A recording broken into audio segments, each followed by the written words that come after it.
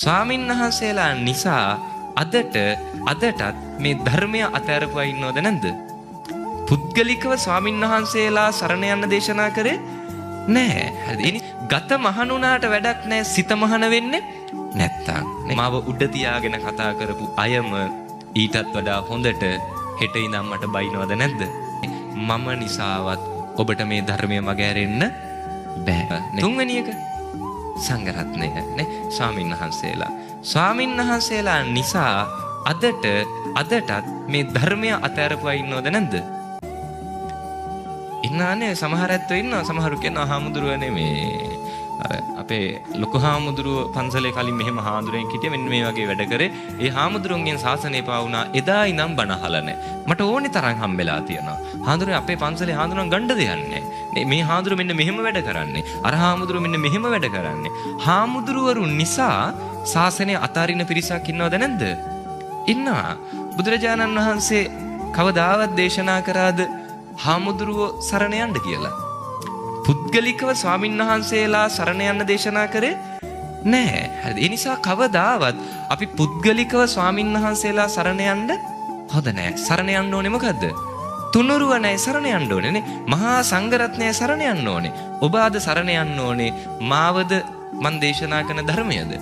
මන් දේශනා කරන ධර්මය ඔබ සරණ යන්න ඕනේ මාව නෙවෙයි. මම තුලින් මහා සංඝරත්නය නේ. මම දැන් කුඩාපානේ ආනන්ද හාමුදුරුවෝ කියන්නේ මහා සංඝරත්නයට අයත් වෙන එක් ස්වාමින්වහන්සේ නමක් විතරයි. එතකොට මහා සංඝරත්නයට අදාළ දේ කරන තාක් මම මහා සංඝරත්නයට අදාළයි.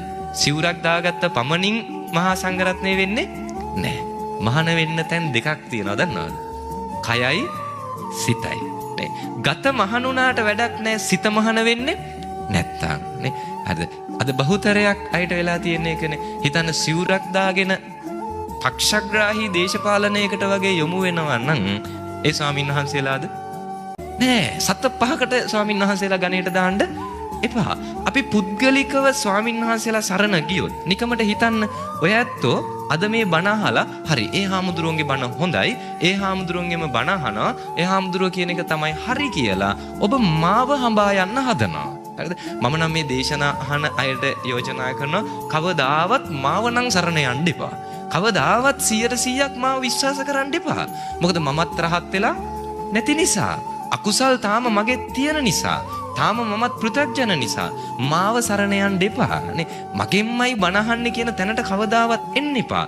එහෙම වුණොතින් හිතන්න හෙට දවසේ මගේ අතින් මොකක් හරි වැරද්දක් වෙනවා. මොකෝ වෙන්නේ? අර බණ අහපු අද හොඳ කියපු අද මාව අගය කරපු නේ අද මම ගැන චරිත සහතික ලියපු මාව උඩ තියාගෙන කතා කරපු අයම ඊටත් වඩා හොඳට හෙට ඉඳන් මට බයිනවද නැද්ද? බයිනවා. ඒ බනිද්දි කියාවි අපරාධි උන්වහන්සේගේ බණ ඇහුවේ නේ. අපරාධි අපි උන්වහන්සේගේ පස්සෙන් යන්න ගියේ නේ. ඔය හාමුදුරුවොත් මෙහෙමනම් ඉතින් ආ අනිත් හාමුදුරුවෝ ගැන කවර කතාවද?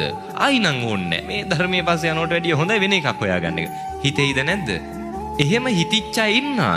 ඒ නිසා ඔබට ආරාධනා කරනවා කවදාවත් ස්වාමින්වහන්සේලා සරණ යාමක් කරන්න එපා. හරිද?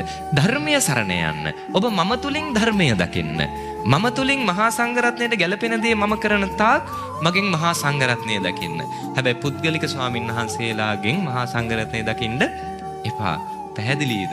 මම මේක කියන්නේ සමහර විටනේ අද ගොඩාක් අපි හොඳ කියලා අගය කරන කාගේ හරි කෙනෙක්ගේ මම කියන්නේ පෘථග්ජනයිනේ අපිනේ. මම කියන්නේ මම ගැන වුණත් මට විශ්වාසයක් නැහැ මගෙන් පවා වැරද්දක් නොවේයි කියලා නේ. මමත් පෘථග්ජන නිසා. ඒතකොට හෙට මගේ අතින් වැරද්දක් වුණොත් ඔබට මාවත් එක්ක මේ ශාසනය පාවෙන්න බැරි කමක් නැහැ. මම කියන්නේ මම නිසාවත් ඔබට මේ ධර්මය මගහැරෙන්න බෑ නේ. හරිද? මම නිසාවත් ඔබට මේ තුන් සරණ මගහැරෙන්න බෑ. මොන දේ වුණත් නේ. මං කියන්නේ බෙල්ල ගහලා ගියත් කමක් නැහැ. තුනුරුවන් සරණ නම් අතාරින්න එපා. කවදා හරි අපිව සංසාරෙන් ගලවන්නේ මේ තුනුරුවනමයි.